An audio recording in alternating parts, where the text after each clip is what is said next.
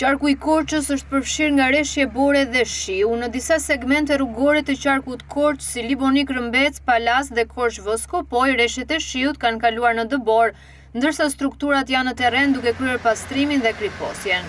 Qarkullimi vijon normalisht me gomat dimërore.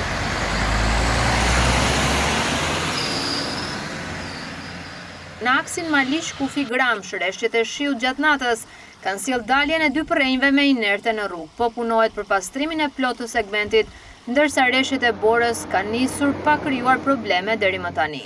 Edhe në aksin Ersek-3 Urat ka pasur reshje bore pa ndikuar në qarkullim. Në akset Korç-Ersek, Zembla-Goric dhe Bilisht-Miras, reshjet janë të ulta dhe mesatare. Grupet e mirëmbajtjes vijojnë punën për pastrimin dhe kriposjen. Në segmentin Bobështic-Dardh, lapidari Podgorijes operojnë 2 mjete borpastruese, ndërsa qarkullimi rekomandohet vetëm me goma dimërore. OSHA ka raportuar një defekt në fiderin Cervena, ku 12 abonent janë pa energji elektrike, ndërsa grupet e punës janë në terren për riparimin e tij. Strukturat e mbrojtjes civile dhe institucionet përgjegjëse vijojnë monitorimin dhe janë në gatishmëri për çdo situatë të mundshme.